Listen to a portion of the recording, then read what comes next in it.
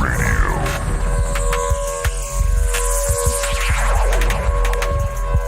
Exceptional Randos show is produced live in Sunroom Studios' Base Capsule and in partnership with KLST 103.5, RadioCallisti.org. Remember to catch our Exceptional Randos live stream on YouTube every Sunday between 2 and 4 p.m. Eastern Standard Time. And if you have a story, idea, or question that you would like to share, we want to hear from you. Thanks for listening. Well, that was random. Exceptional Radio. Good afternoon. It's the 29th of November, and it's finally starting to get chilly here in Indiana. And that's all I want to say about the weather. For the past few days, there's been a bunch of, chatter about the monolith in Utah. Some people are saying it's a sign of alien intelligence, and I thought to myself, well, surely that's just some, E.T. blue ice or something. But then it turns out that this thing has been around for 4 years, and someone knew about it. They've had pictures of it that go back to 2016. And it's only now getting into the news. And then just last night, it was missing. It's gone. So just as mysteriously as it appeared, and people got their pictures with it for the last 4 years, and it just didn't. No one cared. Now it's gone, and people care. But why? Is my question. That's Yeah. is why. I know it's not. I mean, it's not really as interesting as a crop circle. Which is also not interesting. That's a good point. Neither one because my thing is okay, we can, between our computers, we can render virtual worlds that can be accessed by a headset. Yeah. If we sat down and just dedicated some hours to it. That's just what two people can do. If somebody comes light years and draws some shit in the grass, that thing has poor communication skills. It's obtuse. It is inaccessible for whatever reason, not even because it necessarily wants to, because it doesn't know how to be accessible. And this construct and the mysterious alien that has been brought to us by poor CGI and the lack of ability to actually make good puppets that would have been useful, so then they had to write the stories around it, brings us this construct of aliens that, when you really analyze, okay, let's say something travels for multiple generations of their species to drop an aluminum. We can't even call it a monolith because it was not. It was only 12 feet tall, and it was assembled in pieces. Yeah, exactly. It was not carved out of one thing. It was assembled. So it's technically not even really a monolith. So that's where the term monolith is a lazy appropriation of the Space Odyssey 2001 monolith, what it represented. And what I don't think a lot of people then necessarily connect in that is, a monolith is meant to be it's called mono because it's one, so it's one stone carved. I mean, it doesn't have to be a stone, but it's one thing that is carved or constructed. When you have pieces, it's no longer a monolith. It's just a fucking sculpture at that point. Yeah, it's 100% just a sculpture. And it's a very basic sculpture at that.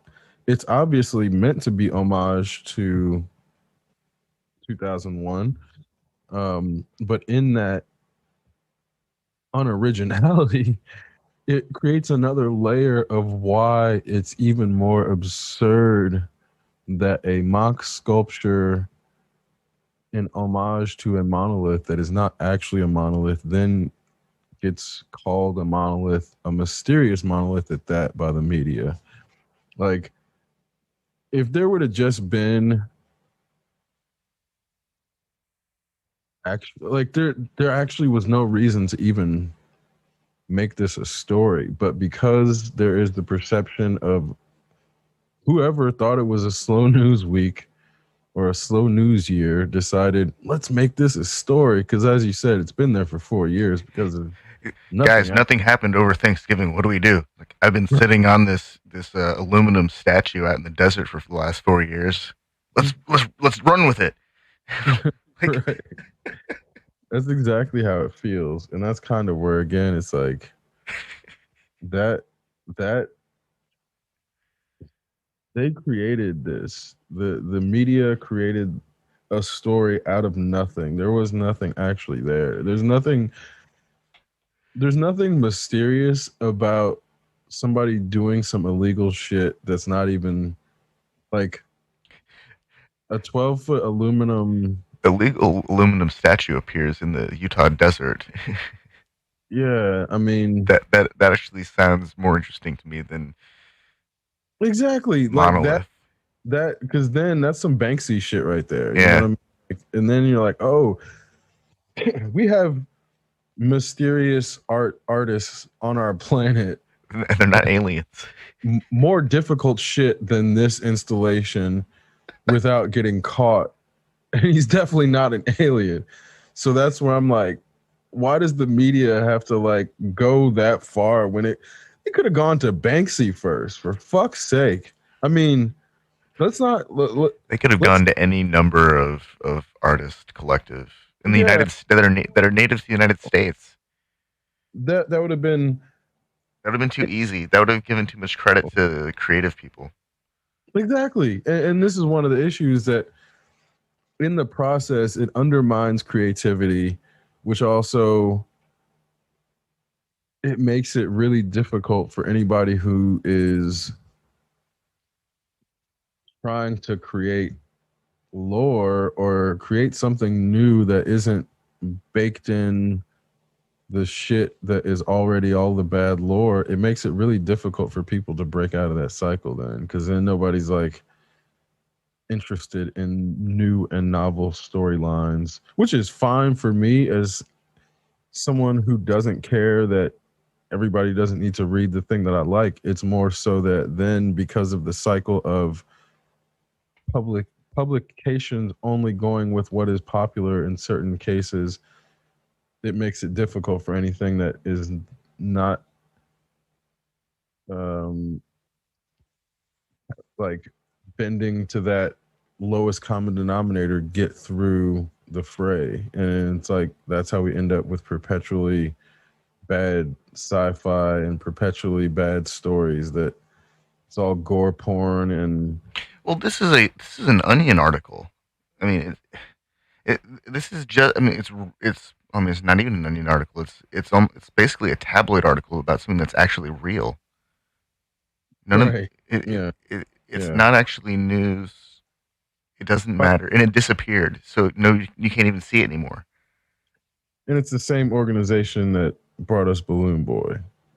Let's never forget Balloon Boy because it's the same people. And that's kind of where again they wanted us to be stupid enough to believe that this boy was like floating away in that balloon. So then we'll turn around and believe that this thing was aliens and not an artist collective,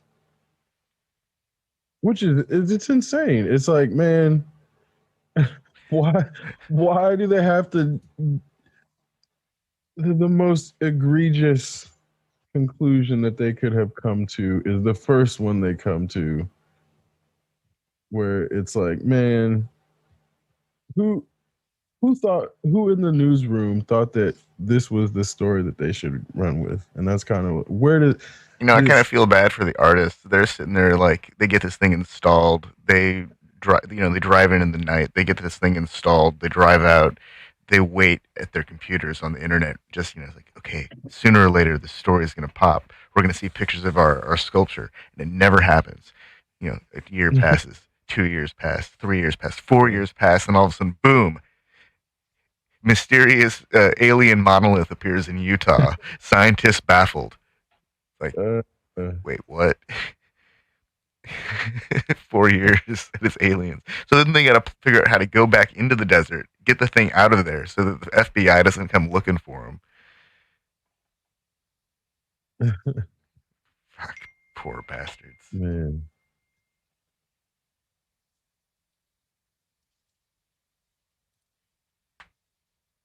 yeah, and that's kind of where again I'm like, oh, it it is not innocuous that these um organizations as media create these ridiculous narratives that then turn around and become the reality in which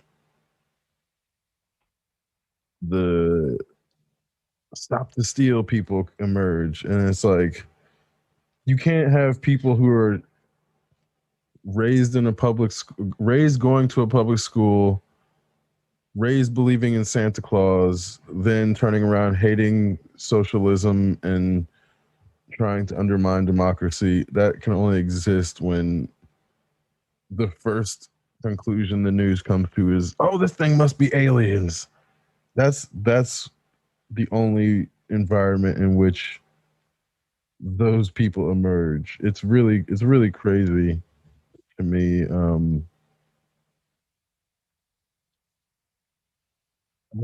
The cognitive dissonance, it feels like an experiment, like somebody dosed a bunch of rural Americans and now we're just watching them like have a bad trip and they're like going into QAnon and whatever shit because the LSD is really just eating their brain. But maybe these are just regular people who are just that off their fucking shit. Like that they think QAnon is rational. And these types of people can vote and they can buy homes and shit. And it's like, I don't know. It's not to say that people who have crazy ideas and crazy perspectives shouldn't be able to like control capital. Um, there's a lot of people, a whole lot of people who believe in some fucking ridiculous, crazy ass shit that are just going about their normal lives where I'm like, I don't know how these people, like, how somebody can believe that ridiculous ass shit and also still be like operating in normal life. It does. I'm amazed, honestly. That shit's amazing to me. Like, Yeah. I assume if somebody believes in QAnon, they're like shitting in their hand and smearing it on their keyboard or something ridiculous. Like, that's the only type of person I can imagine being dumb enough to believe that shit. And that's kind of where, but that's a whole lot of America at this point, I guess.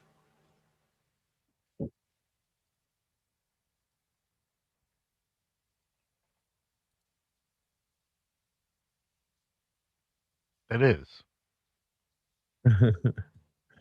No, I mean, that's like the only thing that I've seen. That's the only new thing I've seen on social media the past few days is the aluminum sculpture.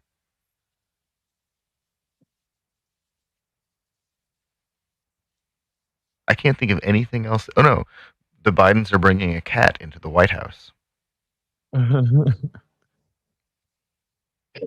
Well, and rescue dogs. And rescue dogs. I mean, in addition to the dogs, they're also bringing a cat into the White House. Hmm. So that's Well, like 'cause the it's like biggest news. that it's like not a bred dog or something, Oh that it's yeah, like an actual rescue. yeah. No, that's important. Yeah, it is. and it doesn't. You know, obviously at that level, a lot, almost everything is about optics, but you can't guarantee you're gonna win. So then it's like, what, you know, how long have they had this shelter dog? And it's like they didn't get that shit for the election. Like, there's certain things where it's very obvious they're done for optics, but then you're like, this is just that person's existence. This is and that's the Biden's Like animals. Barack Obama just genuinely liked basketball. He didn't do that to get the black vote. Yeah. He also smoked cools. Right. Yeah. So Yeah. You know, I think that's one of those things where the media itself is just everyone's tired. There's nothing really happening. Everyone's asleep from Thanksgiving. I think that's really the kind of thing that comes out, the story that's been sitting on the shelf that can really run any time because it's not really that big of a deal.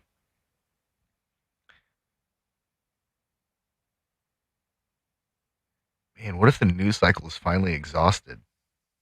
yeah, that, you know, it's funny. It kind of is. Which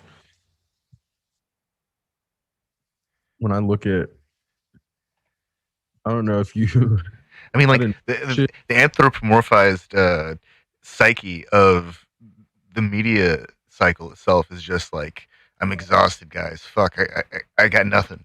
And so Yeah. we get an aluminum statue in Utah. Well, and that's part of it. And you can't get spectacle without crowds. And it's something I noticed when I saw the Macy's parade, where I'm like,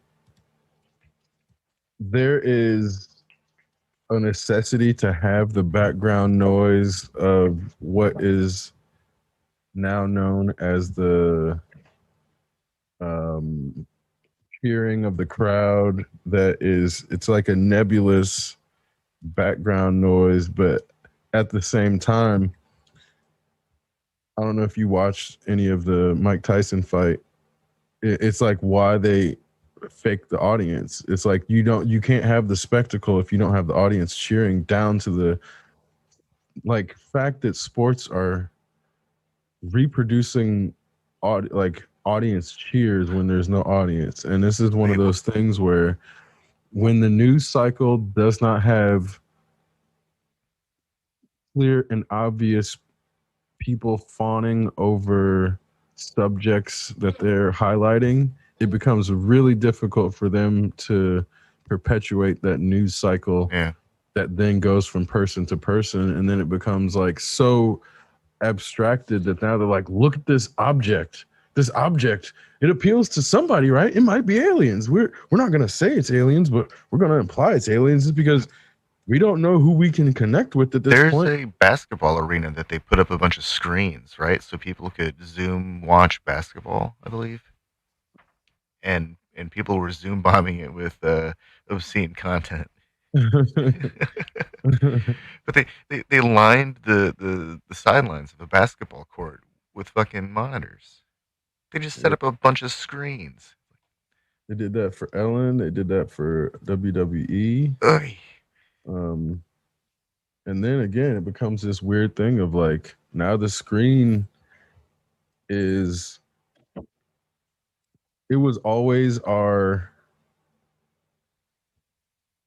proxy for communication, but now it's like even more obvious to the point that it they can't hide it. They can't hide that the screen is our uh translator Ooh, it's our between. avatar. It's our Yeah, I mean man. it's like, Someday they're going to be robots that people use to go engage in public life. It'll be their proxy, I mean they already do. and we'll look back at these early days when someone's proxy was just a computer monitor with a camera, and then at that point it'll be a full on remote cyborg body or something.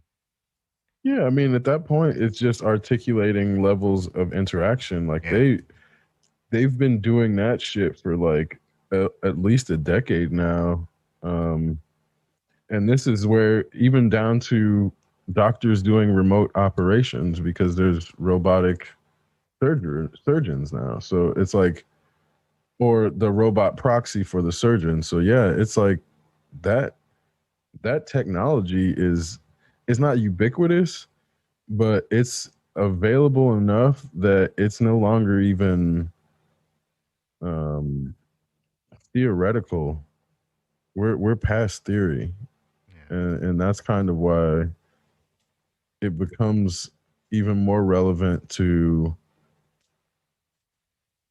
look at when we're in the middle of a pandemic, like why is the media trying to perpetuate the same cultures pre-pandemic and how they're trying to then reproduce them. It's like the part I saw of the Macy's parade where it's like if you're not listening to the radio, you have no idea who the person performing is. And most people aren't necessarily listening to the radio now that they're not commuting and they don't have to, and there's not a whole lot of capacity to get another option during that commute besides the radio. When people aren't stuck in that cycle, then they don't know who the fuck this person is performing at Macy's Day Parade. So then it becomes this like obvious attempt to interject popularity into culture as if um, it can be planted and then made to seem as if it was there already. It's like, oh, how did this person get to perform at the Macy's Day Parade? Obviously, it's through their record company. Well, how did the record company find this person? Whatever channels, the A&R channels that they normally go through. Well, it's all closed channels. It's not something that normal people, you can't just walk into a meeting with a manager and get a record deal. That's just not how shit has ever worked. Not for like ever. It's never. I don't think it's ever worked that way. Even in the nascent stages of records or record companies rather. And it's like when we are so far removed from the people that create the content that then we have to choose from, there becomes a false sense of choice when it feels like we're choosing, when in reality everything that we're choosing from has already been decided for us. So unless you are really really learned in how to find new music, which a lot of people don't understand like how to do, they think they're finding new music when they're really just finding other people's playlists. If you're not versed in actually seeking out information, like 9 out of 10 times, you're just getting something that has been constructed for your profile that somebody or some bot or algorithm saw at some point. And it's like DJs are particularly good at getting around these types of constructs, which is why then people gravitate towards them for new music. And that's kind of where, again, it's like the DJ has a function in society, but then it becomes co-opted, and you get like Paris Hilton DJing, and then it gets super weird when what was once an organic channel for getting around the mainstream hurdle then gets turned into a mainstream hurdle, and that's where whether it's SoundCloud or Mixcloud or fucking any sort of thing that becomes organically um, uh, connected to an audience that's young, then old people then come in and try to commodify and co-opt it. And that's kind of what that hurdle constantly is trying to know where that commodification attempt is happening, to be around it to get something that's actually new and cool. At least from my experience, you know, because I don't know about you, Tien, as far as when I'm trying to find new music, it becomes like, okay, how do I get out of the quote unquote sound of the now. Like, when everybody was doing bro step, and it's like, oh my God, I don't want to just, I'm sick of fucking bro step because that's the only thing that you can find. And it becomes like, how do I get around the bro step? Or, for a while, trap got fucking played out. Um, I generally just I just keep my ears open, and if I hear some singer whose voice sound that I like in like the background of a TV show, if there's music in a TV show or a movie that I can look up and identify, I'll go just and find whatever they've got, and then sometimes it turns out that somebody else has identified that voice as something that they like, and they've made some drum and bass remix out of it, and that's cool because then I don't have to do a lot of extra work. But generally, I follow my ears and I just dig. Eventually, I find something that really stands out and lasts for a while. A lot of times, I just find um, something that's interesting for right now, but doesn't have any real staying power, and then I slowly, very selectively remove those tracks from my library because you hear something and you can just tell. It's like I'm not going to be listening to this in 2 years. right. Definitely. Definitely. I mean, not even like sometimes like 2 weeks. I'm not even going to be listening to this tomorrow. Like, Yeah. I'm just going to be honest. Some things aren't. You listen to it. It's like, okay, that kind of sounds cool. I'll give it a chance. So what actually works out for me is I'll get you know 2 or 3 hours worth of music when I go looking for music, and I'll just throw it into a playlist generator, and I might hear it later that evening. I might hear it the next day. I might hear it the next week. I might not hear it for a month, and so I forget that I even acquired it. And so it's kind of like hearing music again for the first time, except it's already past my initial filter of, oh, I like the way this sounds. So it's like a delayed analysis.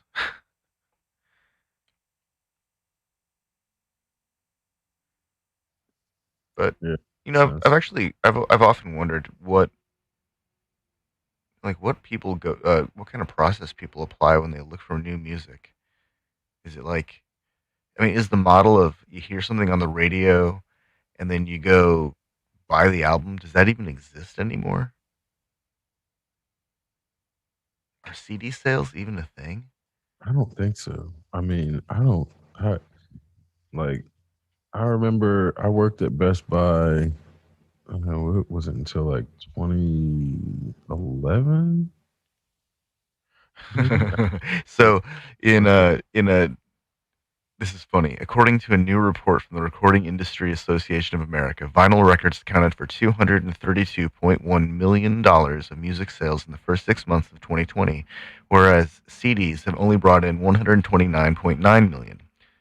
Well, that's in line with what was happening because the CD section was shrinking and the vinyl section was growing. Yeah, Because what ends up happening is digital audio files are actually easier to download now than they are to purchase on a CD, yeah, and they are more than likely going to be higher quality when you get the direct download because you can get a bigger file many times than you would be able to. Um, and this is where audiophiles preferred vinyl because it was the analog signal instead of trying to get the highest quality digital signal, which is debatable when you get the super high fidelity if there is actually a difference. That's a different discussion. But what ended up happening is because it was hobbyists and audiophiles that were dominating the actual in-store purchases, I saw the CD section was like dwindling. It was because then I actually,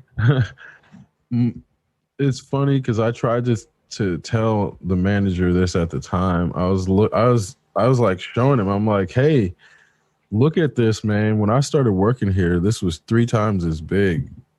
This is like going away. And what I was trying to explain to him was Best Buy should install CD presses that then would allow people to make their own CD by purchasing like, one song at a time in the store, but then they can make their own album art. And I was like, hey, this is the only way Best Buy is going to continue to sell CDs. And he's like, that's not a bad idea, but they're just not going to implement it at scale. Because I'm like, well, hey, don't implement it at scale, but this shit's going away. And I distinctly remember having that conversation with him. And obviously, I wasn't going to say shit like that to him in the sense of, um, I wouldn't have said it that way, but it was more so trying to present the future of Best Buy as not having a CD section. It was definitely clear that that shit was going away. I'm surprised that there's not a way to have a dongle key, like a USB key that carries the authorizations for all of the games that you have, that you can just plug into like the latest Xbox or latest PlayStation or a computer that has, whatever platform that it manages those licenses for, and all your games just appear. I feel like that should be a thing now. I mean, I think it is. Is it? Yeah. I mean, I know you can sign in at any location, Yeah. but like a physical key that you could take to like Best Buy and you plug it into the thing and it just adds the license to your. But I don't like there's no it's like adding the retailer adds a step that's unnecessary. Like the stuff is already available where if I wanted to go to somebody else's house and sign in, I can just do that now. Like I Yeah, don't need to go to Best Buy. I know. I'm just trying to think of a way for Best Buy to have a product that they could sell that I mean, keeps them vital in the chain of video gaming. well, that's where they're the third party has basically made themselves irrelevant in video gaming because okay, so I have multiple game passes now. I have a game pass from Ubisoft that's $15 a month.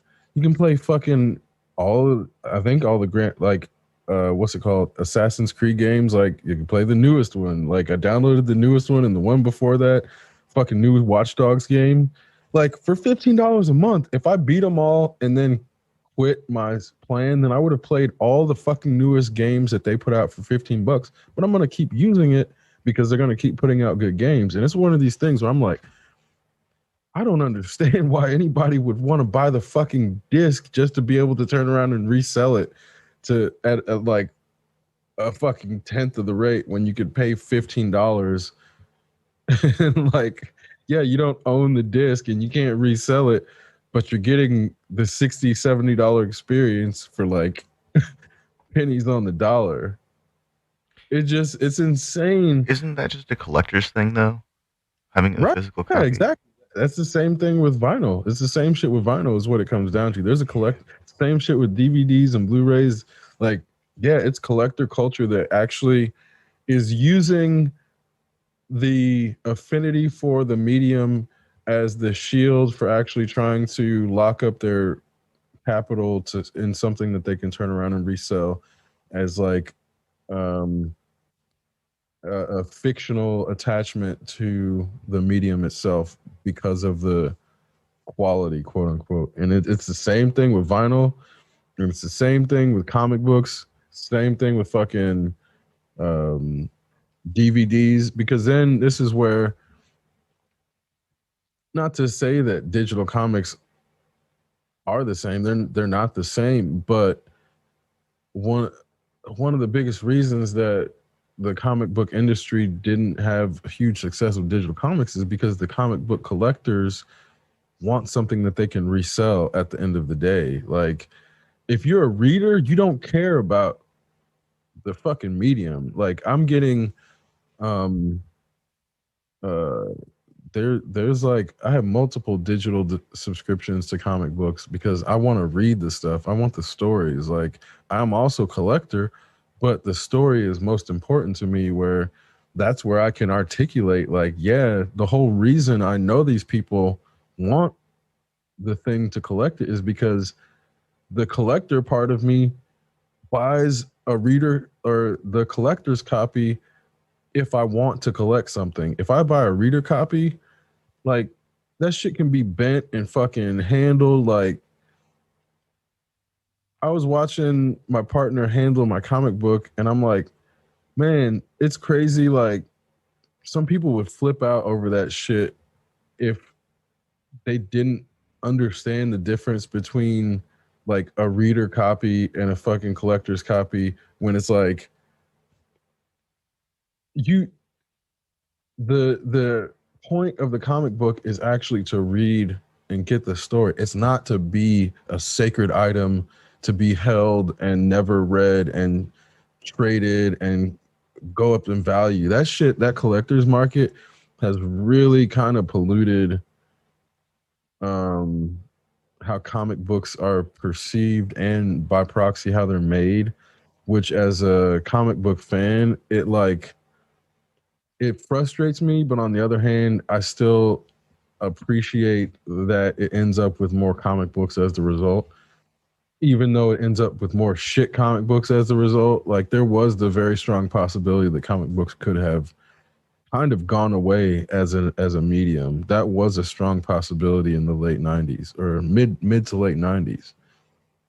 And anybody who was not alive or aware does not understand that like there's a strong possibility that there if there's alternate universes there's one where both Marvel and DC went out of business completely and the indie companies went out of business completely, so comic books became a thing that only indie people made and then were so infrequent and so rare that even the indie ones is not that they would become valuable by proxy, it's just again they just wouldn't be able to find them because nobody had access would have access to them. Like that universe was such a strong possibility in the late '90s that now it seems because comic books are so ubiquitous and there's so many like comic book movies are more accessible than ever. They're more funded than ever. Like that future seems absurd now, but I don't think people So understand how my close my that. my biggest the biggest hurdle that I always had with digital comics was I liked sitting like sinking into the couch and reading a comic book, and that's not really something you can do with a laptop. And tablets have the same problems as screen. Is that yeah, you can look at it for a while, but it's not really the same. And this is weird because I'm usually all about paperless desk, and there are a few there are a few things that I actually want to touch and to look at for and just like gaze at the artwork. Uh, and so I'm kind of excited about the prospect of a color e-ink. Like those kind of readers are really easy to look at. They also last forever. Like you get a full charge and it lasts like a month or something, and you can store an entire library of full length novels. So that's like you could probably store the entire collection of Marvel on a average size e-reader. Once they get those things with color and get the cost down so that it doesn't cost any more to have that than think it if they could get a 10-inch color e-reader that could be have minor interactivity. So it's basically like a study tablet. I think that would be pretty useful. Not a pure entertainment thing. Like you're not going to be watching videos on them, but I think that's like the kind of computer that people could really use. Are you sure Amazon doesn't already have one for their Kindle? No, I don't think they have a color one. I I mean, think that's what I'm saying. Are you sure? Because that's what I'm like. It may be. Yeah, it may just be like super expensive or something. Um, e-ink color.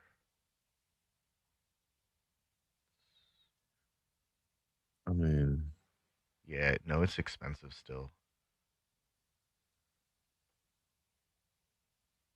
mm,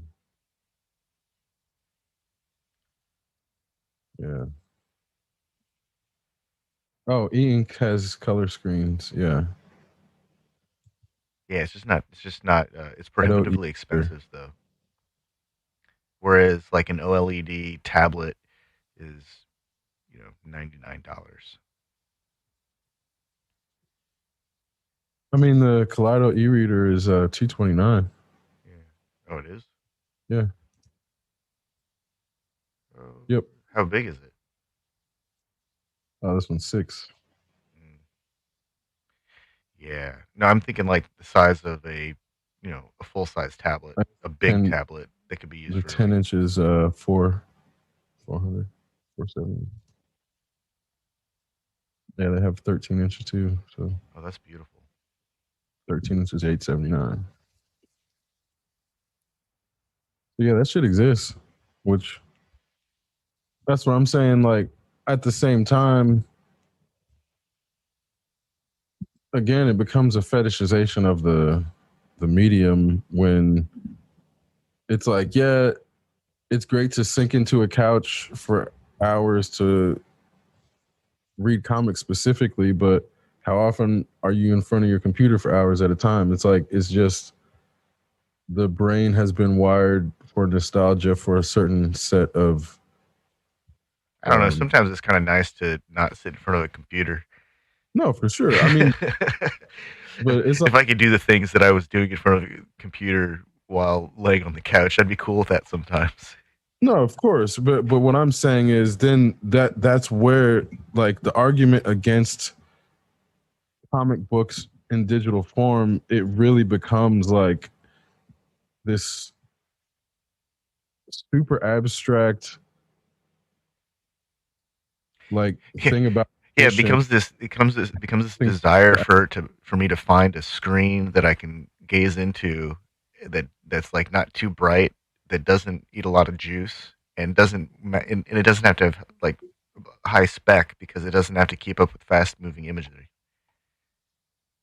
right. No, I mean I get that part, but that's what I'm saying. It's like that argument against reading comic books specific or comics specifically, it's like it's disingenuous when people stare at screens for 8 hours a day at a time already, where it's like instead of I'm not saying add 2 hours to make it 10 hours a day of screen time. Like take 2 hours of the screen time already and put that towards comics instead of like saying that I won't read comics unless they're in the paper form and then spend 8 hours on the screen all day. Because it becomes disingenuous as to why people didn't latch on to digital comics. It's like super roundabout way of saying I just don't want to do this instead of like it become that's what I'm saying as somebody who reads comics. Like I've been collecting comics my entire life, and as a collector there is a sense of like I if I want to collect a book, I'll have a collector copy that I will never even read myself, and then I'll have a reader copy that it's like if that shit if it loses the cover, I don't fucking care. And in that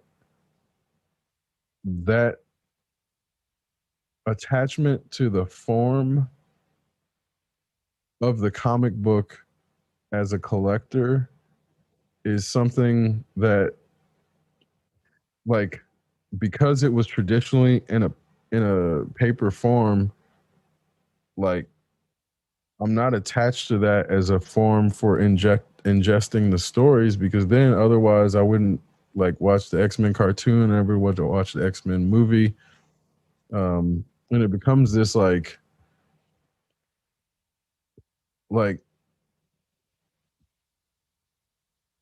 you listen to vinyl and you listen to digital. Some people will then say like, "Oh, I won't read comic books in digital form at all."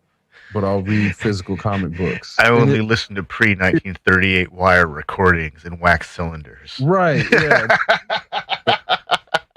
who then create this false hierarchy as if somehow the digital comic is not still a comic because it's not in a physical book form that they can't sink into their couch to yet. And that's kind of where, like, I it's I don't think that's gonna hold the comics back, obviously, but I think it's one of these things that it feels like the reaction. I wasn't there, obviously, but it probably feels like when electric guitars emerged, and there was a bunch of people who were like, "What are these kids doing with these electric guitars? You got to play acoustic. It's got to be acoustic. That's rock and roll." What are you doing? You're playing it wrong. Yeah, you play an acoustic guitar and then you have a microphone and record the sound that comes out. That's how you do it. That's rock and roll. And I can only imagine that it says it like becomes that, like in the future, that's how they might, view it. Again, it's like having seen the transition, because they're not cartoons, obviously. But digital comics have never really earned respect as their own art form. I don't think they have yet, personally. Like, I haven't seen like any semblance of the, like, they have not gotten any sort of organic energy behind them. Like, it seems like it's hard to galvanize something behind something that is, like, I guess, really difficult to get a secondary market on. Like, you don't get you don't get news coverage if there's no secondary market, apparently. Is how it kind of feels to me, because again, that's where I'm like, Selling books isn't so much about selling the literature, it's about selling pieces of processed paper. yeah, exactly, exactly.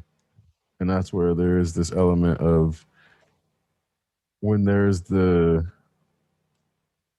attempt to appear as if the selling part is in concern for the material inside, then it, like, this is also why I don't mind when there's like bad movies. I just don't watch them, because I know at the end of the day, the bad movie actually makes it possible for me to purchase a good comic book, even if that bad comic book adaptation is like one of the most horrible pieces of shit that I think exists, because people may be drawn to it, and then in turn it propels the comic book industry. That's where it's like,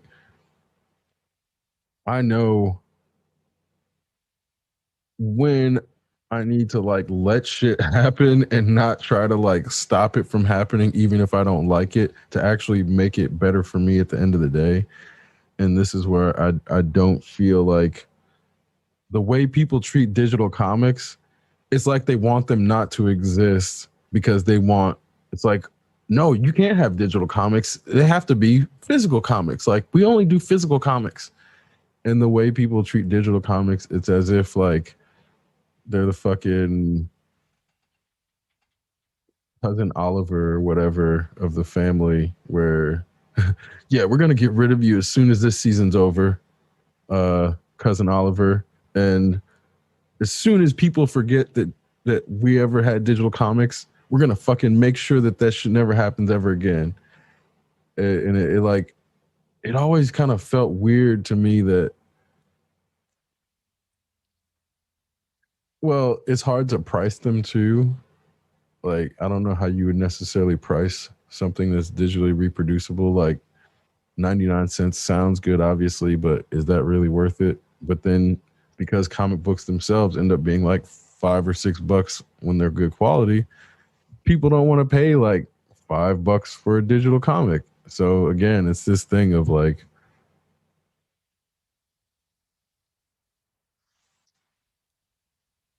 when you're buying experience or an experience, does the audience set the price? Does the creator set the price? Does the market set the price? Like at the end of the day, in order for that shit to be sustainable, because that's kind of where I'm like,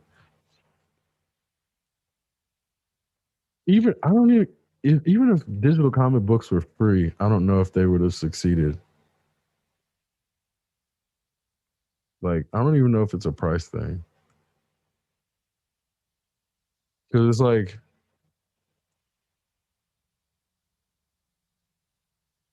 people aren't really pirating digital comic books. Like I mean they are, but I feel like the people who are pirating them read them and buy them anyway. They're just trying to get more and trying to read more. It's not like there's a huge digital comic piracy problem in the same way that there is with music. Like people aren't just stealing fucking digital comics the same way they're stealing music. And that's again, I think there's something about the culture and the way that we look at digital comics is that they're like digital comics aren't even worth stealing. Oh, that's just sad. Right. That's what I'm saying, man. That's sad, right? When you see that part of it, like they're not even worth stealing, Oh, bro. that's like twisting the knife. Like, nah, I'm cool. I, I, I could steal this thing. It'd be super easy. Nah, I'm cool. Like, that's how bad people would rather steal knockoff fucking Gucci purses Man. than a digital comic book. Well, this should be a signal to the comic book industry. Just give it away. Just give it away. People You will know, buy it if that, they want to. that's not a bad point. Put it on a pay what you want scale online. Um, the more you pay, the higher quality it gets up into the point where you have a physical copy.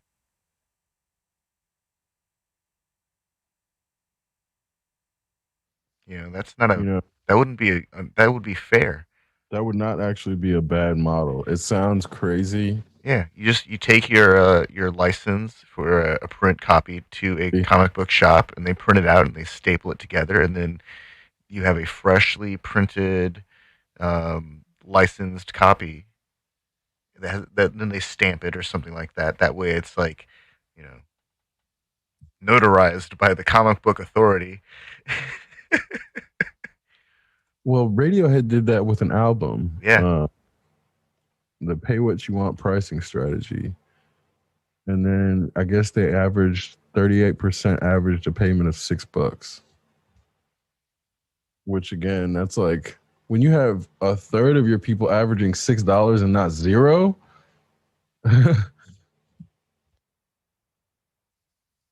Man, let's see.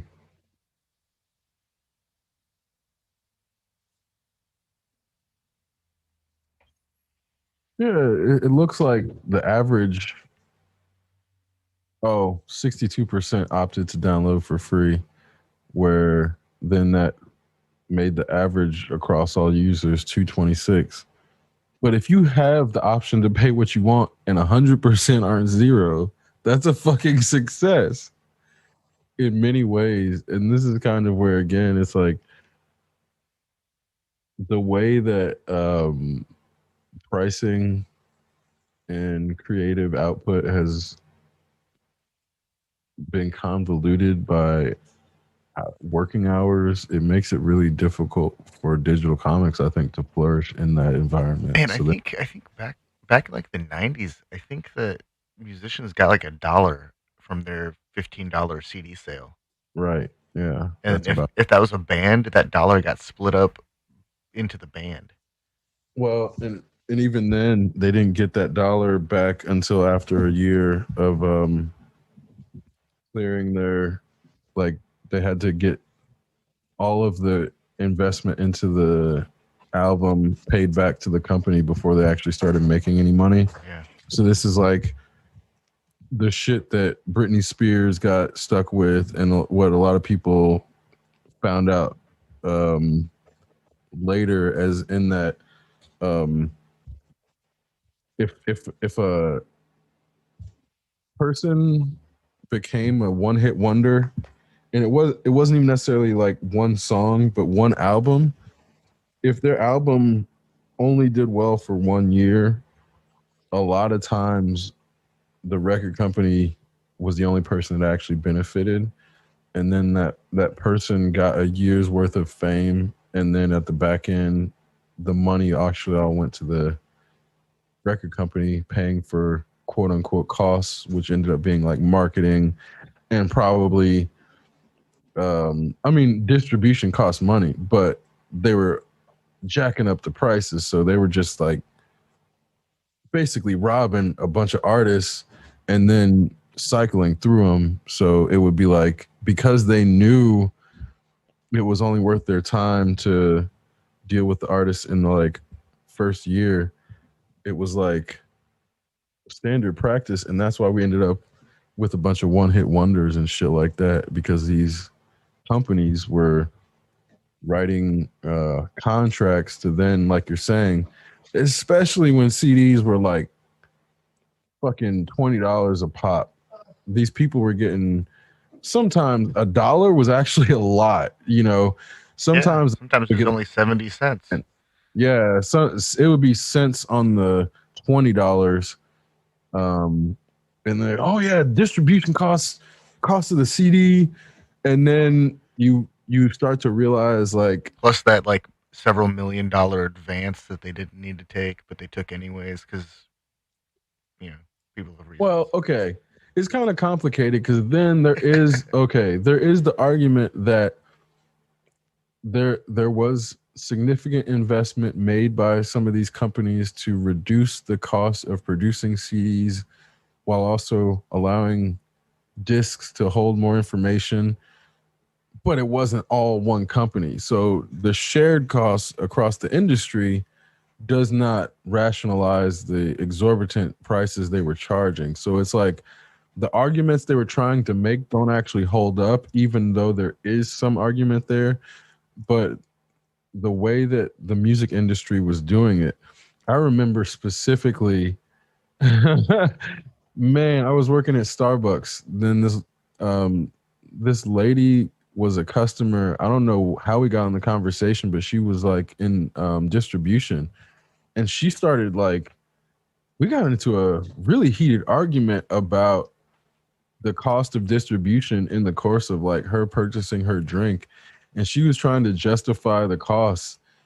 And I was like basically I wasn't laughing at her. I was laughing at the situation, in that this was like around when Napster was getting sued by fucking Metallica and Lars. Not Metallica, basically just Lars and a few disgruntled old men who couldn't understand digital music and how it was going to change everything. So there was a bunch of people in distribution frantically trying to fight digital distribution as if that like wasn't going to happen. And then iTunes came on the scene and just basically like cemented digital distribution. And it was one of these things where the people who were in the industry were fighting so hard against getting away from CDs because they could hide so much overinflated costs in that model. And that's when it was like, oh shit, iTunes came out 99 cents a song. Wait, that means I can get a whole album for like $13? Wait, $11 sometimes? And then people started doing the math and were trying to figure out where the fucking cost was coming from, because then they realized they could buy 100 CDs for like fucking like $5 or something, like the CDRs. So the math was not adding up. And this is where they were about to get caught with the fucking math showing that they were exploiting the shit out of people.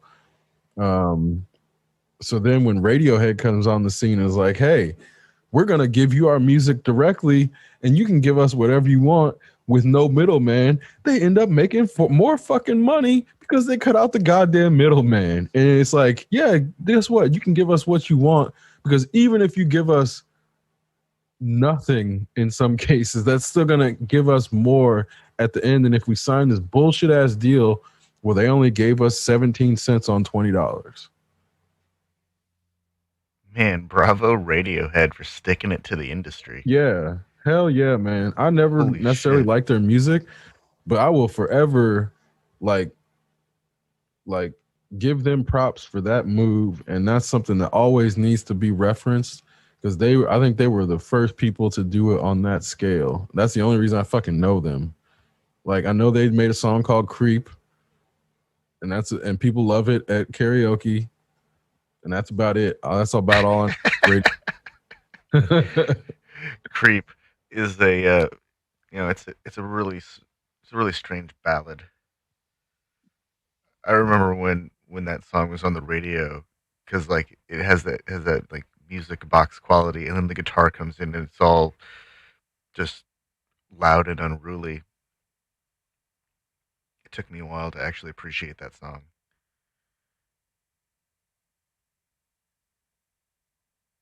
There's a lot of music that I've just never had the time for, never made the time for it, or was listened to it at the wrong time.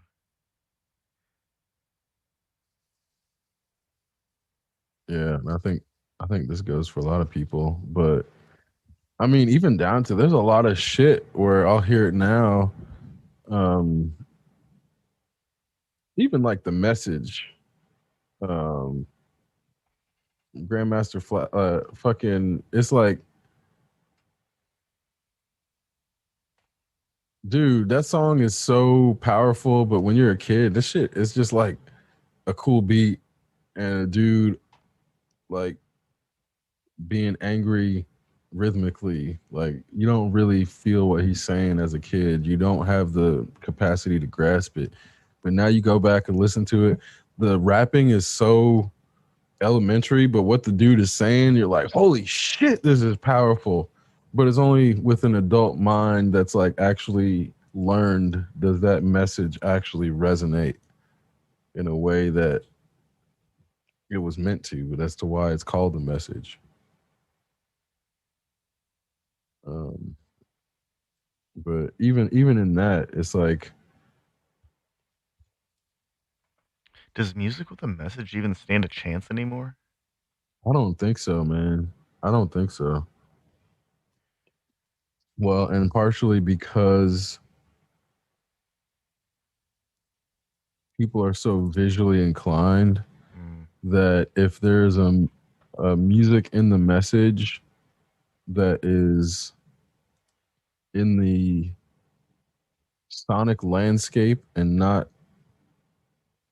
present in the visual landscape in the video is going to overshadow all the shit in the sonic landscape and it's going to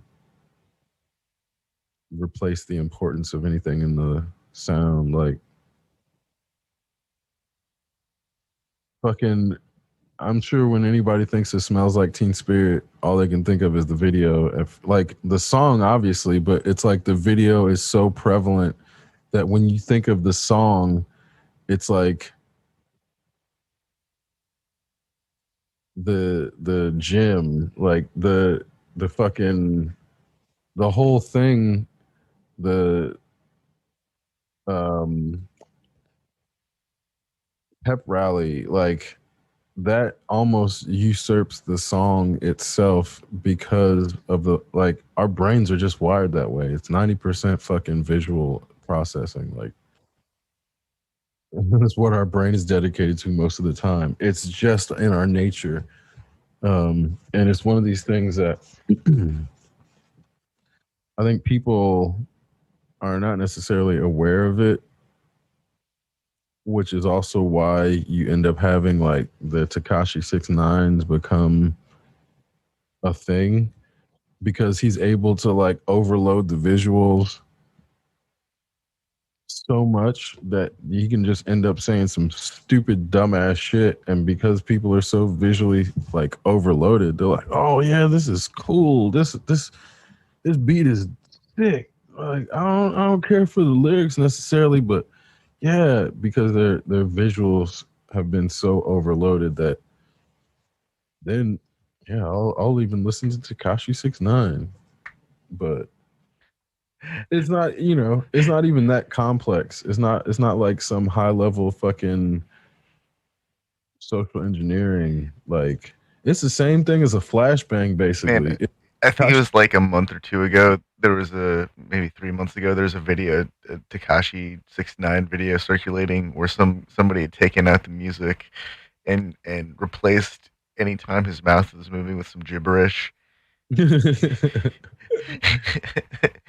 And so there were like fart noises and gibberish and burping and stuff like that. And it was actually really it was pretty fun.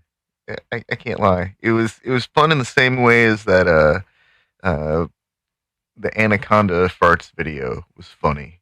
It's like good once, then after that it's like okay, I've seen enough.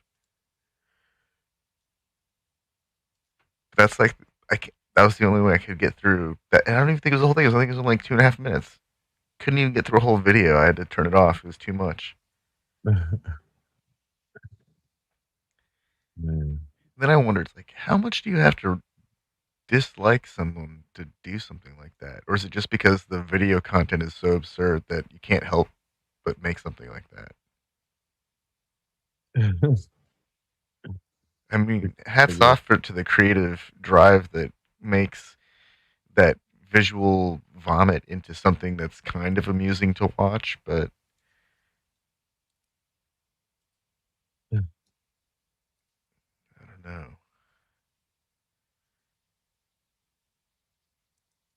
I don't know, man. It's like this year, I feel like the standards have gotten so low for entertainment, um, and the memories have gotten so short. Like it doesn't feel like Tiger King was this year. You know what I mean? It feels so long ago because the cycles are so weird now that um these cycles. That shit feels like ages ago. Was this year, right? Yeah, it was. Looking that up. It was early in pandemic. Yeah. It feels like 3 years ago, man. Well, you know, we're on like what the fifth season of Discovery and the fourth season of Mandalorian now, and and Oh Picard's been running for 17 years. my god. Last month was a record 645 days.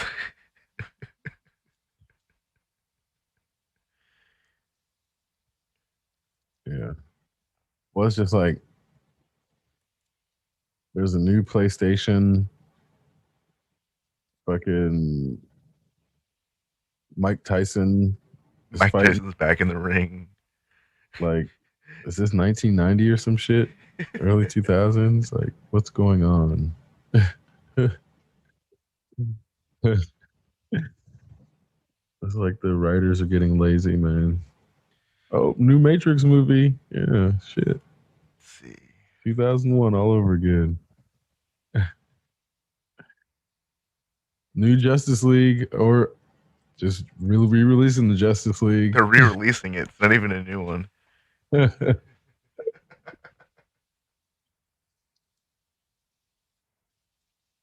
Well, and I think that it's interesting to me because then the way that the consumer cycles work, they make it seem as if all good media that has ever been created has already been consumed. So we just have to keep creating new shit.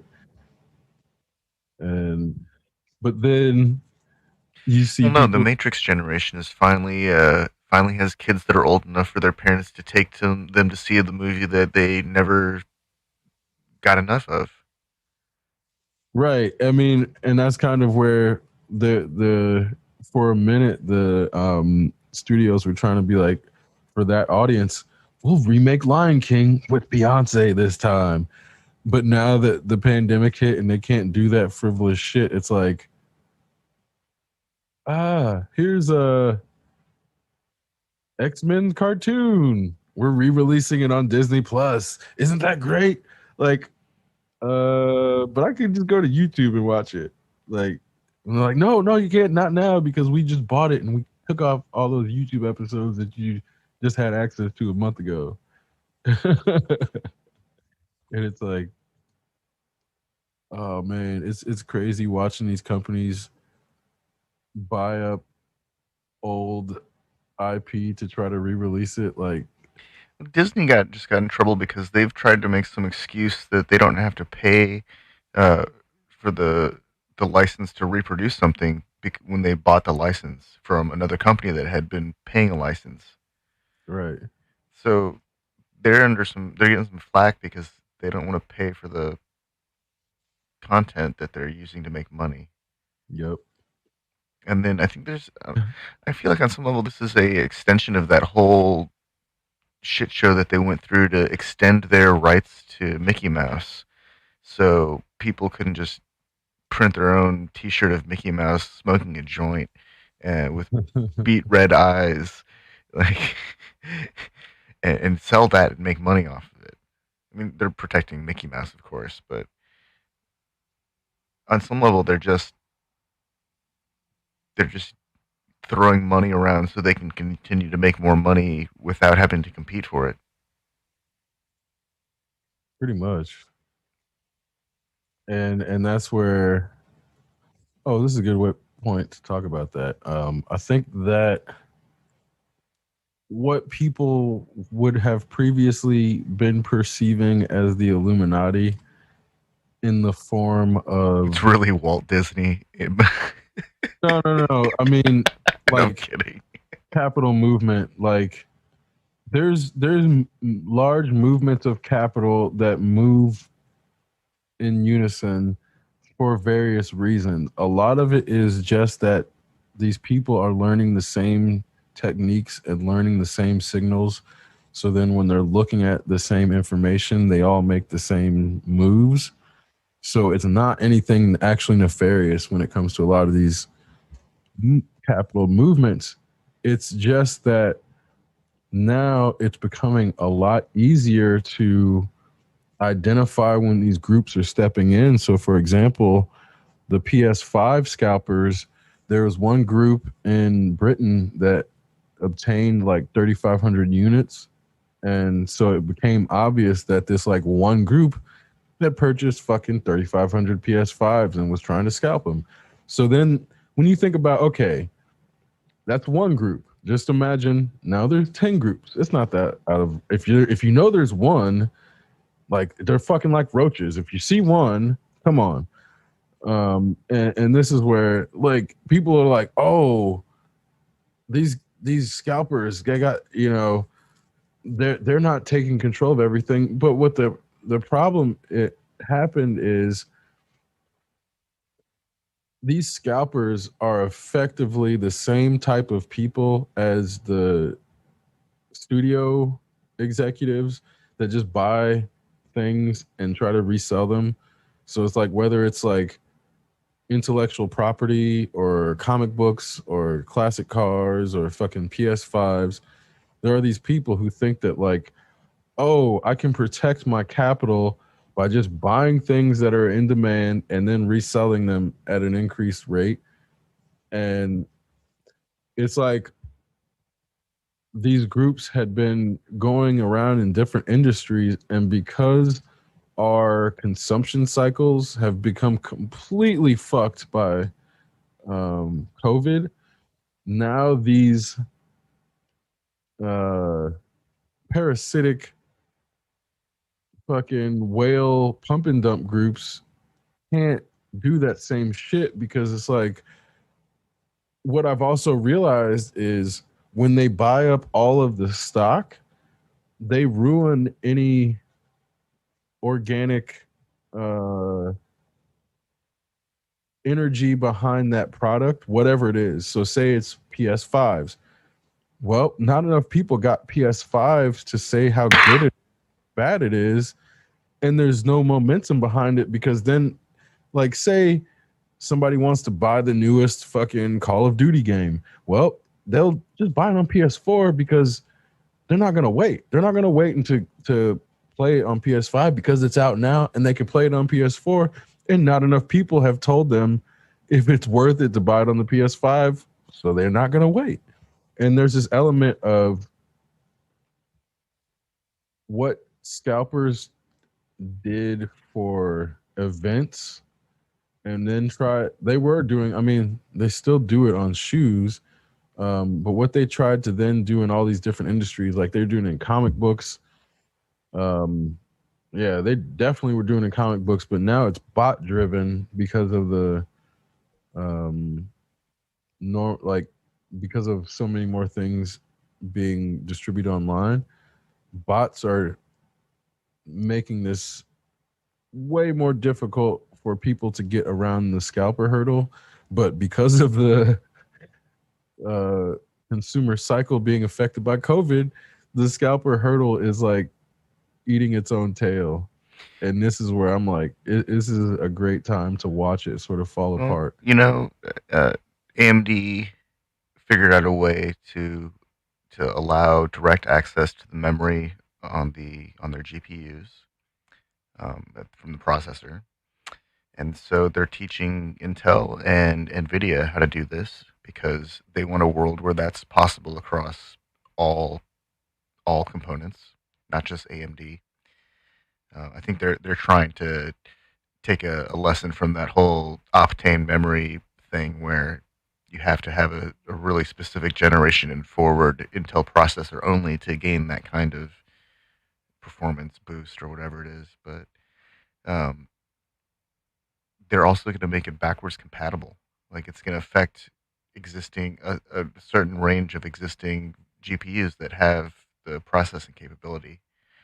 So it looks like every one of those asshats who bought up, the 3070s and 3080s and 3090s and 3060s and 30 whatever's whenever they come out, they're going to be sitting on a lot of extra lap or GPUs, and eventually that's going to happen with all these other industries. As I think what's going to end up happening is as a result of everyone slowing down because of pandemic, we're going to find a place where the upgrade cycle isn't quite so frantic and frequent, and For sure. and where industries have time to make actual refinements between releases instead of pushing to have this. You know, the electronics industry has like multiple electronics conventions. Yeah, conventions where they talk about their new products. Like this happens all the time. Like I think Apple, they have multiple now throughout the year. They'll have one special event for their phone, and then one for their tablet, and then one for their desktop computer, and then one for the laptops, and then one for the operating system. Next thing you know, it's like this is just regular programming. Their own news show at this point. It's not even it doesn't have the same kind of, I don't know. I don't really pay attention to their releases, so it's not really, maybe that's not a good analogy. Maybe it is because I stopped paying attention to it because they came out with too many of them.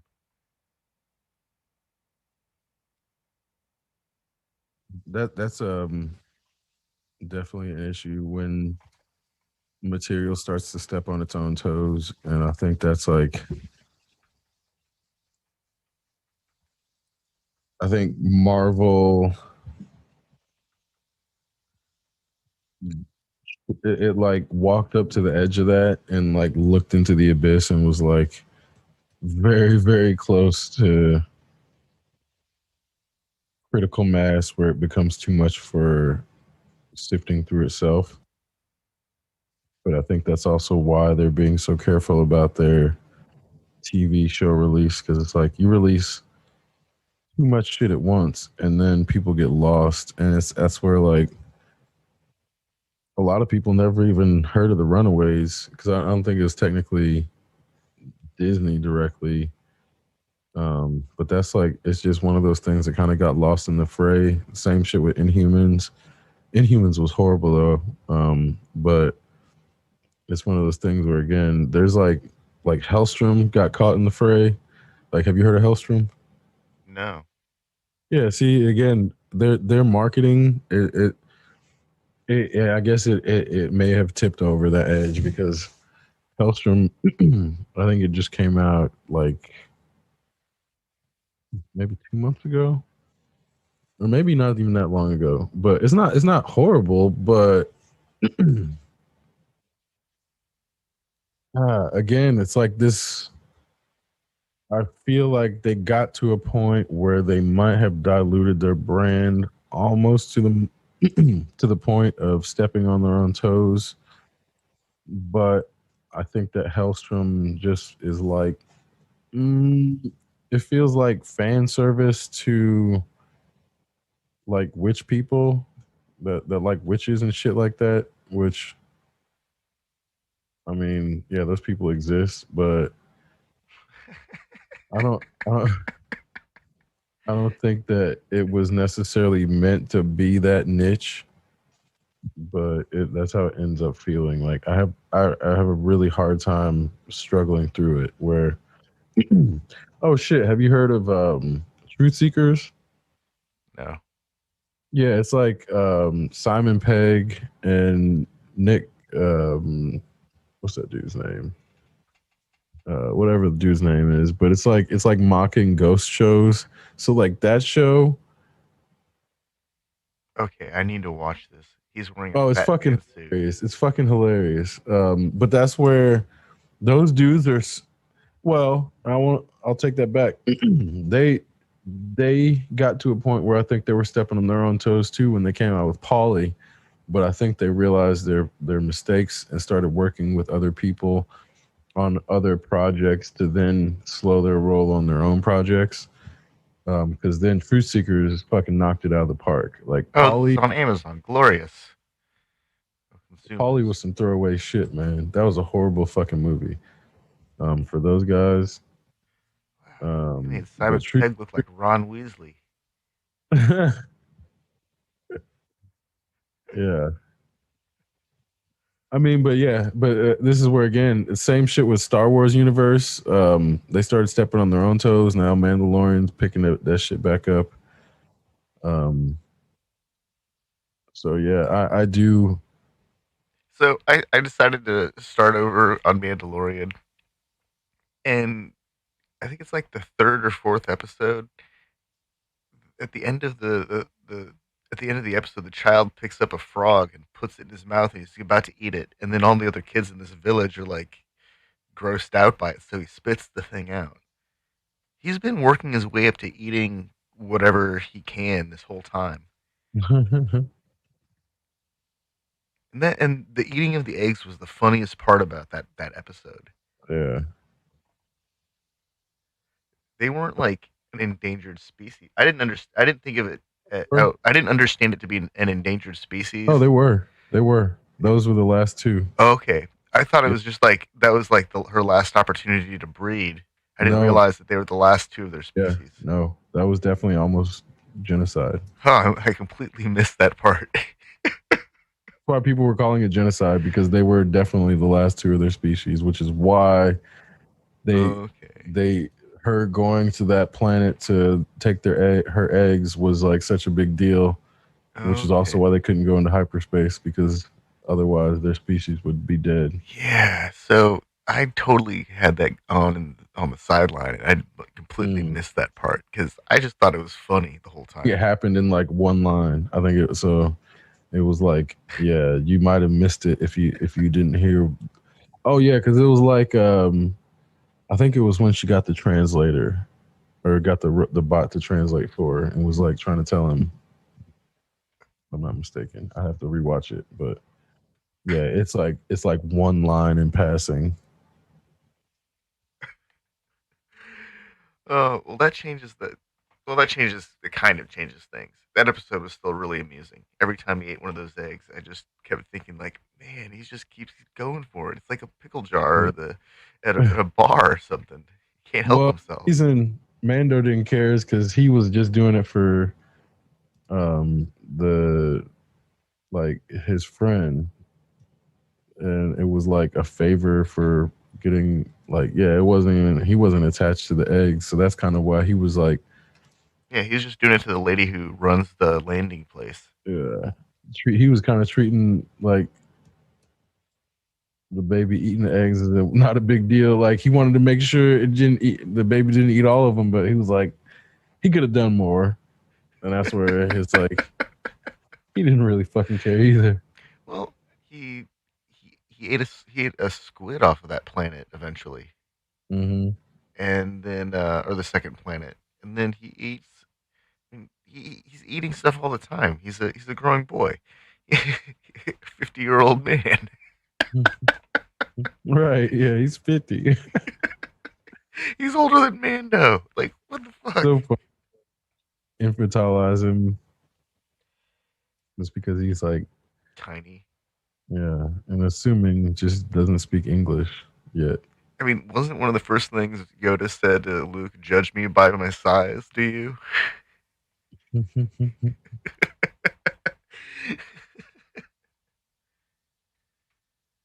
Yeah, poor Grogo.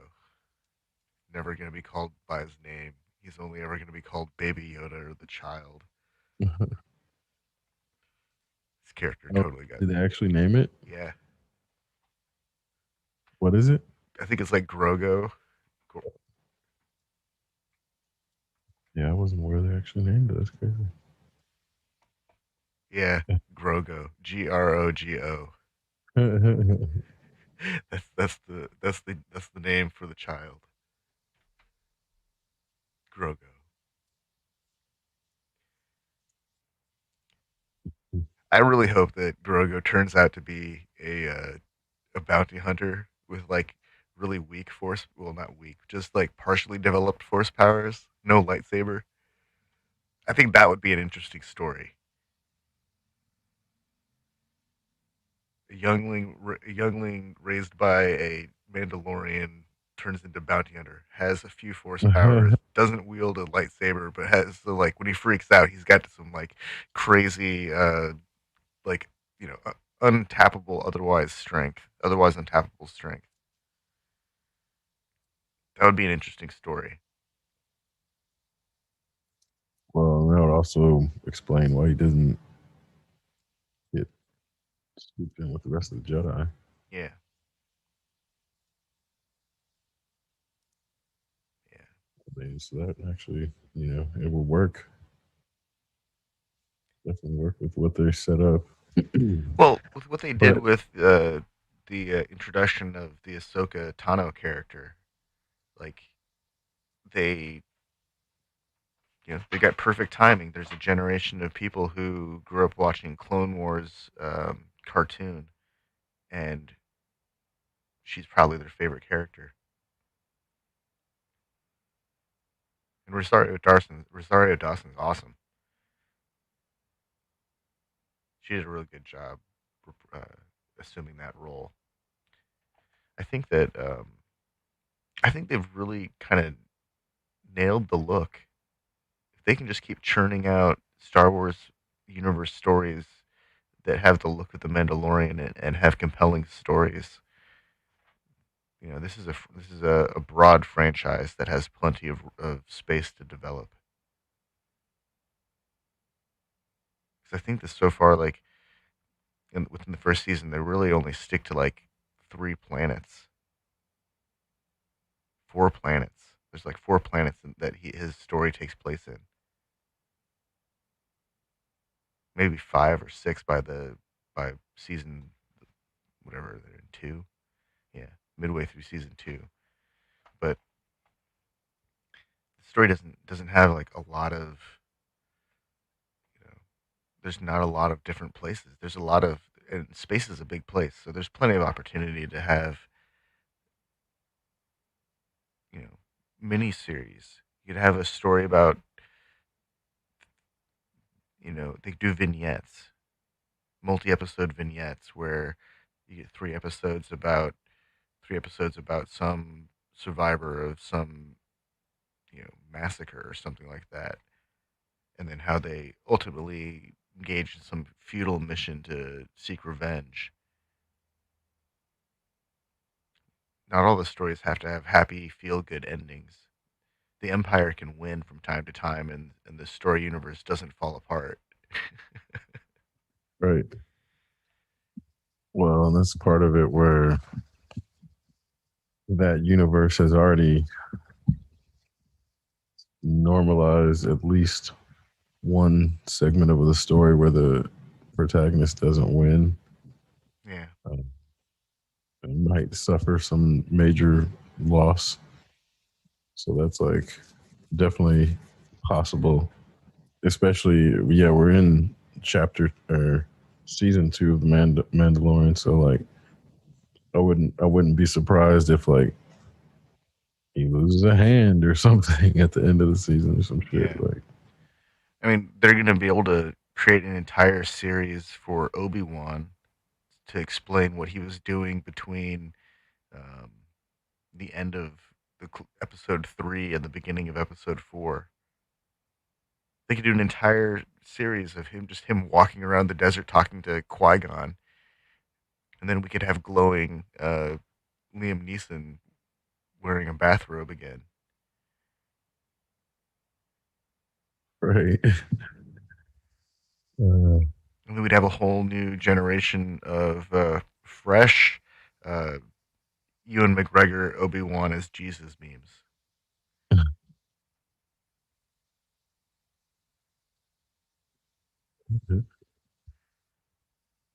oh man, yeah. I guess he's still around to be like, what was he in?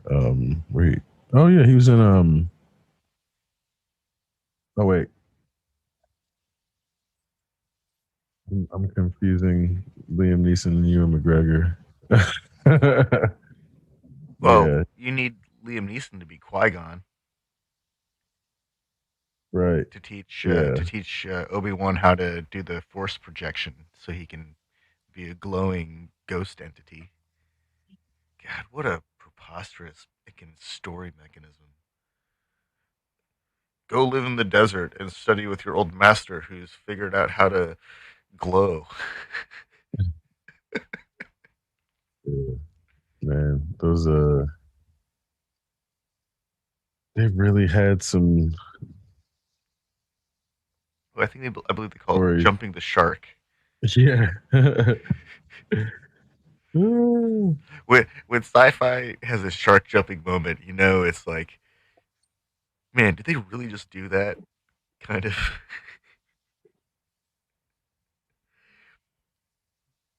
That's actually how I feel about most of Star Wars.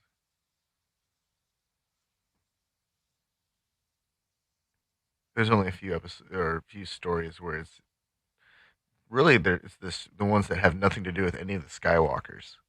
Hmm. Um, the non-Skywalker stories are fine. The Skywalker stories, man, if I never saw another new Skywalker story, I would be fine. Yeah, the Skywalker family is really tired. They're like wreak so much havoc on the fucking galaxy, that distant galaxy. Like they've put that place through such a horrible series of mistakes and bad decisions. Oh.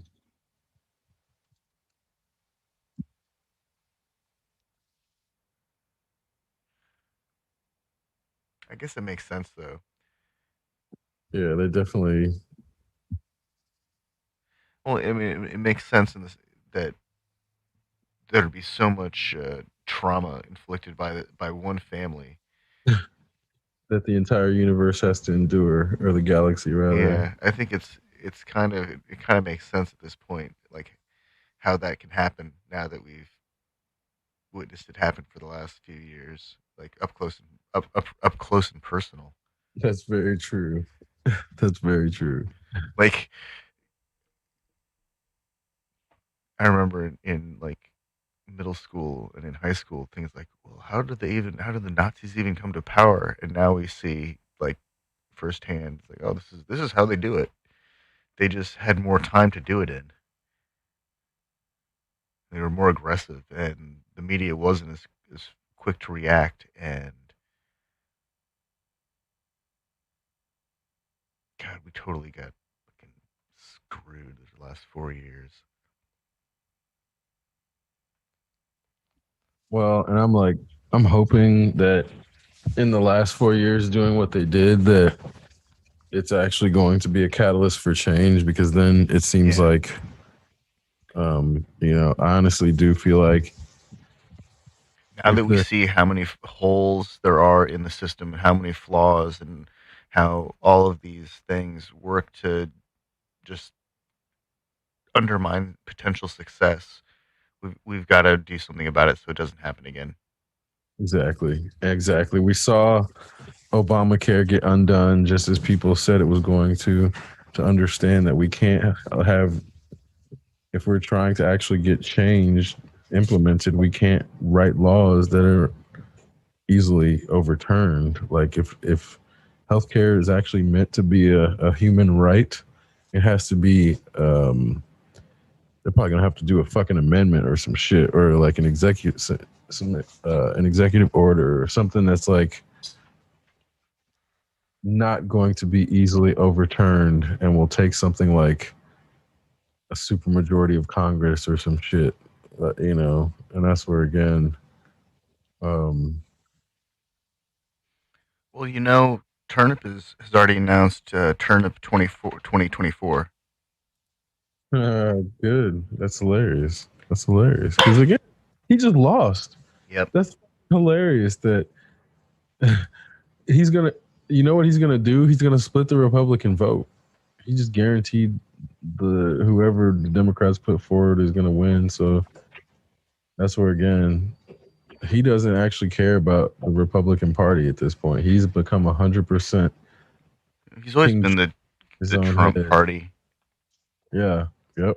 It's always been about whatever it is that King Trump wants. hmm But that's not what the military does. And this is where, Yeah. again, all those people who said this was a coup are fucking wrong, 100% wrong. And now that he's like now conceded he's going to transition peacefully, all those people need to stop being listened to. They need to all lose their jobs. All the pundits lose their fucking jobs. uh, Every last one of them. Whoever implied this was anything remotely close to a coup. Because we talked about it. We sat here and talked about it. And it definitely was not a coup. yeah, there was no general who rose up to subvert power, to redirect power, to claim power. There was no power like rapid power transition at the hands of some kind of insurrection. None of that stuff happened. None of it. Not a bit of it. People haven't taken up arms. You know what the recounts did was give Biden more votes. Exactly. Like, okay, we'll recount. Oh, you're gonna pay for it? Great. Oh, it turns out that he got more votes than you did. No, no, no, more votes than you did last time too. Yep. Mm-hmm. Okay, well there you go. Here's your results. We're gonna certify him now. Bang. Meanwhile, like Giuliani can't help but keep on keeping on.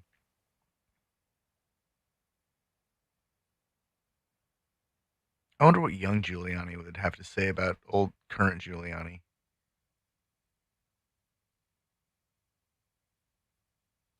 Young Giuliani was just as exploitative, remember? Yeah,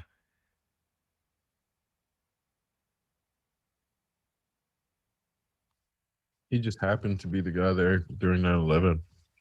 And it yeah. was like, for a brief moment, he got acclaim as being like a good leader. I thought he did a good job when he took down the mob.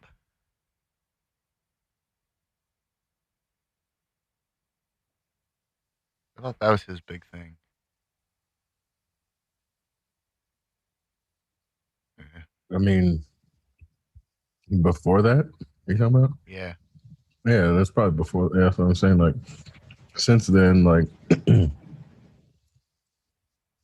I mean, because yeah, again, like yeah, he took down the mob, but he's done a bunch of racist shit in New yeah, York. like stop and frisk. So yeah, like I don't think anybody thought of him as necessarily a great leader before 9/11, like in the same way they did briefly. Like they were lionizing him for a brief moment in history. Mm, yeah, fuck that guy, Giuliani. Like from the landscaping place to having his spray tan and spray on hair melting down his face during a press conference, and his already consistent like surprised face that the photojournalist seems to be really good at capturing. Like he's definitely entertaining. It's kind of maddening. Yeah.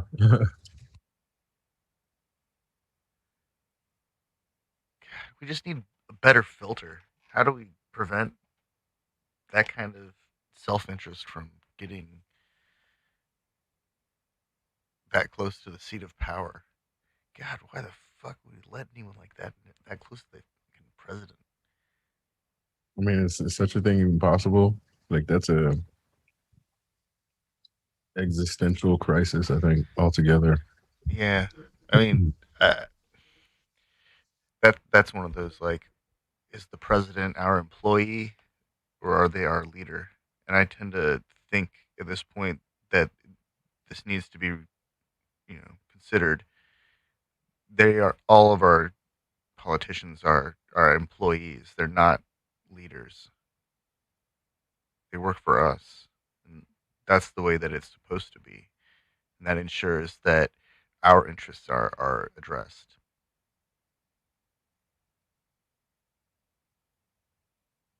Yeah, I think that's definitely what it's like meant to be, ideally. And I think that's also why the culture of celebrity feeding into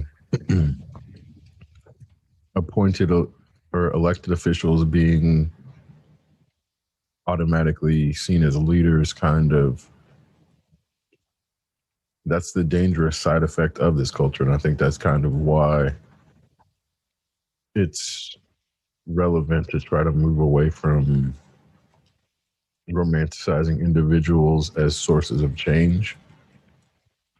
um because it's damn near never one person that makes a change, like on scale. It's almost impossible for one No, person it to. takes like teams and it Mhm. takes generations. Yeah, generations, man. Like I'm saying something. like the first generation will never get to fully enjoy the results. They only get to initiate the change, and then the second generation has to keep going, and then maybe the third generation gets to start to enjoy some of those changes.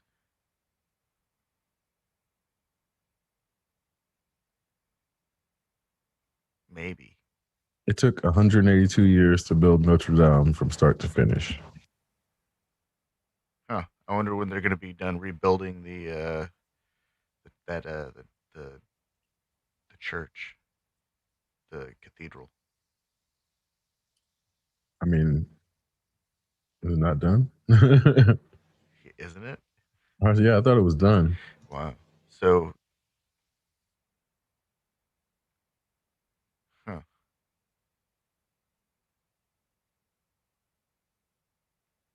Why did it take so long the first time? They were trying to decide on um, what to use because the original type of wood that was in the spire wasn't available. Oh, I thought they used metal. Oh, I guess they it says that work won't begin until 2021. Oh, well, they'll get it done real quick. That's a big money maker. Mm-hmm. There's no way that'll just sit there and languish. Yeah. Yeah, I guess they just approved the rebuild plan this year, um, in July, and then it's going to start next year.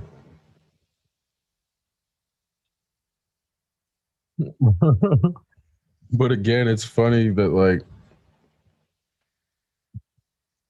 where's all that money that went to rebuilding it then? You Well, know what I'm saying? that Like, that was to set up the mobile office sites to replace the previous office sites. So administration of Notre Dame uh, incorporated or no organization could still function properly, and that the day-to-day operations of their uh, whatever would be maintained and consistent. yeah. That stuff got consumed by salaries and paying bills.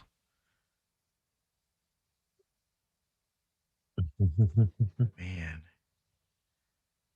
they raised a lot of money for that church, like right away too, didn't they?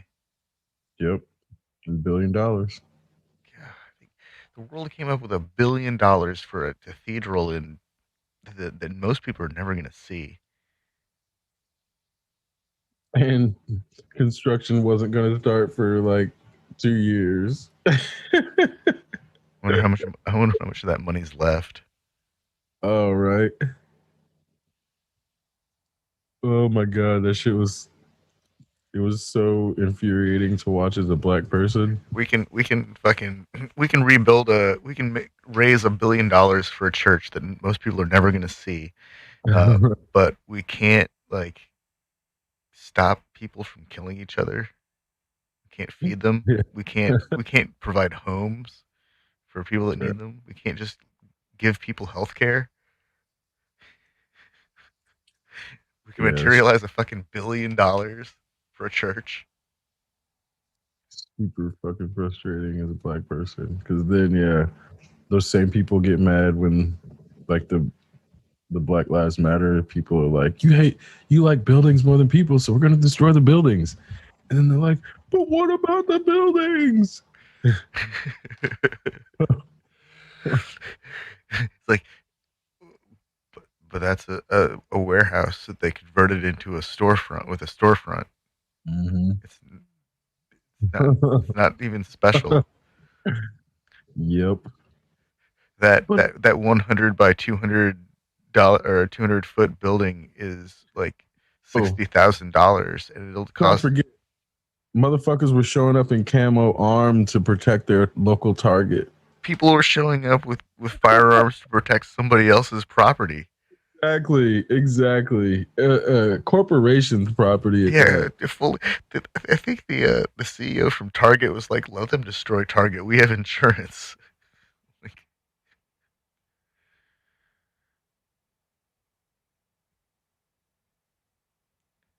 That shit was so ridiculous, man.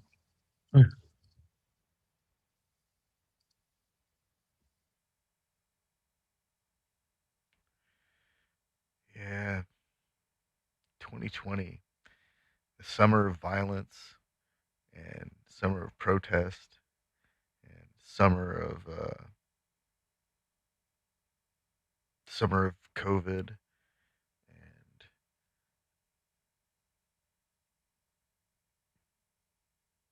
what an exhausting year.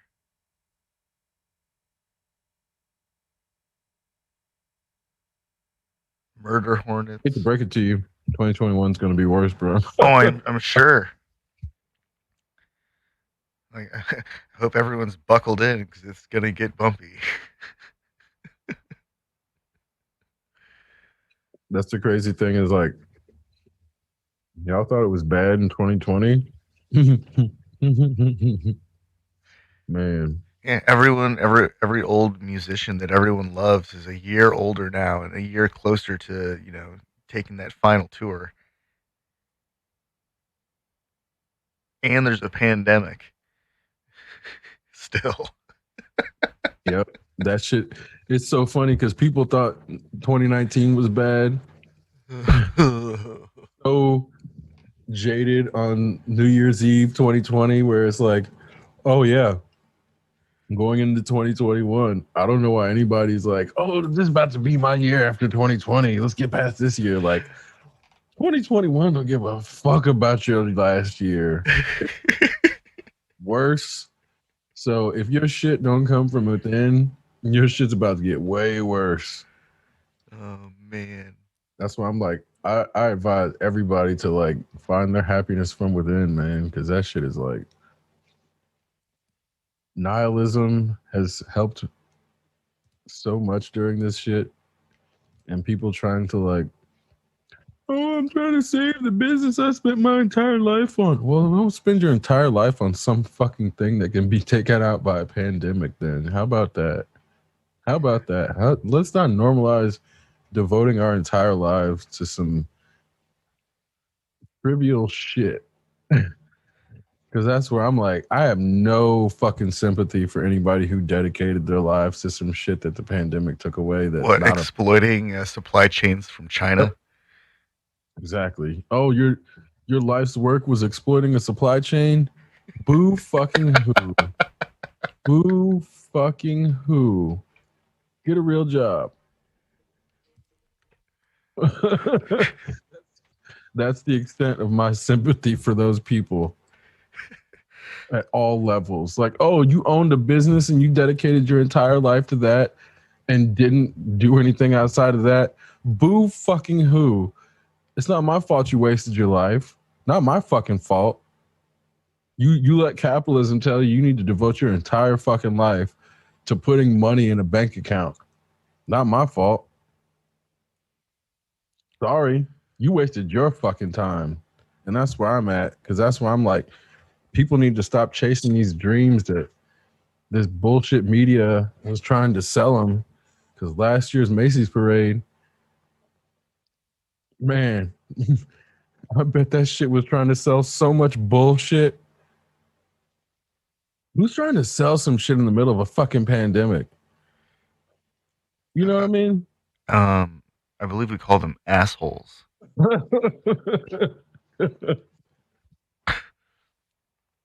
They, there was a shortage of refrigerators and freezers, deep freezers, at the beginning of pandemic, like leading right into summer when people are trying to maintain food supplies and not go out.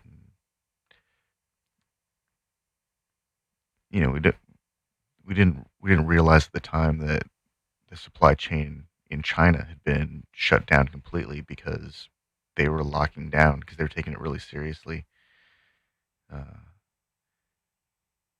and then here we are later, and the supply chains still haven't fully recovered, and we are. I mean, right around now is when the first cases would have been appearing in China, and I think they would have already been appearing in Italy, apparently. And so we're like a year into this whole thing at least, probably more, Yeah, just about. and we're having toilet paper shortages again, and there are food supply issues appearing. It's kind of crazy. How many businesses existed simply because they could exploit a supply chain? That just seems like a bad idea to have an economy that's completely just like, oh yeah, you just go for it, because it has like absolutely zero resistance to a pandemic. Yeah. And I And think that's something that's now obvious, but because there wasn't a pandemic for before, the theoretical infinite growth was resistant to a pandemic in their minds. yeah, So I think that they thought, oh yeah, this will resist a pandemic. if Um, we just hold out on providing economic stimulus for a little bit longer, the economy will bounce back, and we won't have to give them as much money. That's what capitalism does. Meanwhile, Canada was giving out like monthly payments. Like I think equivalent of that was greater than what we got for our one stimulus. Granted, Canada has a smaller population than the United States, but somehow they managed to do that. Like I don't understand. Is their economy that much stronger and more robust and resilient than ours that they can afford to do that, or do they just have fewer, you know, bloodsuckers at the top pumping all that blood money? I'm not sure if it's possible to scale, and that's where, like, yeah, it seems like in all these cases, when you get to these scales, it's always like bloodsuckers at the top. I mean, there's Canada has 20 billionaires. Canada is like a colony and has problems like displacing natives. They have a huge problem, like with the oil companies fucking with the native Oh, fishermen. so they've got oil money. Yeah, Canada's got a fuck ton of billionaires. They don't like, Stole they money, figure out how to pay people. suckers, but they stole it from natives, and they're not giving the natives the money. Is what Well, I'm saying. that's bullshit too. So they're not getting any of that, and that's why the natives want. I mean, they don't want them to do it, but the natives want them to stop and stop fucking exploiting the land. But because they're exploiting the land, that's where I'm saying, like, yeah, there's billionaires there, but that's because there's bloodsuckers at the top. They're not ethical in Canada. Fuck no. No, I'm just trying to figure out how Canada is able to finance their stimulus. Yeah, by bloodsuckers. That's what I'm Yeah, saying. yeah. It's like, It's yeah, no, that's why it's I was trying to figure out how many billionaires there are in Canada. Because if it was like a low number, I'd think like, well, maybe it's they've got some kind of really like economically efficient engine. yeah, it's more efficient than America's, but there's still a shitload of blood money in it. Yeah. And that's like No, no, unfortunate. I see this list. There's 20 of them. There's 20 of them in this list, and their total combined wealth is like 141 billion dollars. Because then, yeah, that's like, it don't sound like that. I mean, it sounds like a lot, but obviously, but And this is not to say that 2.9 billion dollars is a small number. That's a lot. It's a huge number. But there's also a dude on that list with $41 billion, so that's a pretty big, difference. right. I mean, yeah, their GDP is like 1.7 trillion. So that's like, it's still relatively significant in that context. That's where it's like, even though 141 billion, it's like,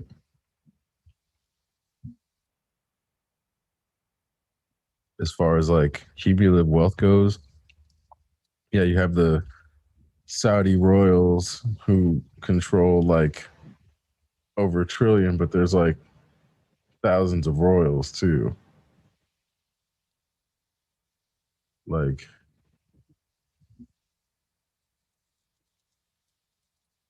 I think, what is it?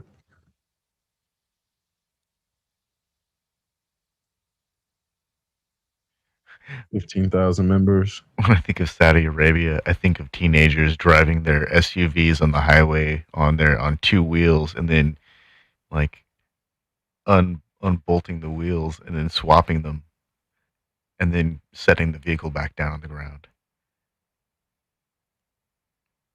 Like they took the hold my beer to a whole different level, like a really impressive level. Yeah, because like, and this is where it's so funny how the West tries to then like articulate wealth to then make it so like Bill Gates and some white dude is going to be the wealthiest man. Because then they're like, oh, the Saudi family owns this much wealth, but the house owns this much wealth. And it's not the royals, it's the house. and the Royals only actually control 100 million, which is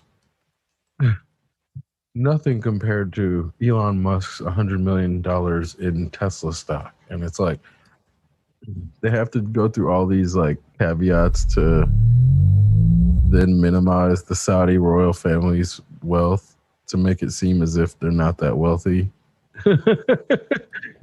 Like, it's really funny how Western media portrays wealth, and then when there's like Seriously, they can build an arena around a glowing orb that they put their hands on, and then it glows, and then it turns the lights on in the building, and then somehow that's like, you know, that's international news. That's how much money they have. It's like beyond fuck you money. It's like I could afford to throw a party in the middle of the desert money. yeah, it's 1.4 trillion of their family, which is 16 times that of the British royal family. God damn. Oh my god. Exceptional Radio.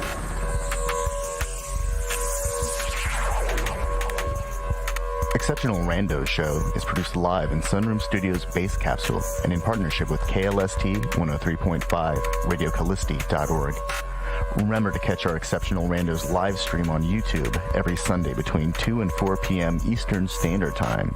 And if you have a story, idea, or question that you would like to share, we want to hear from you.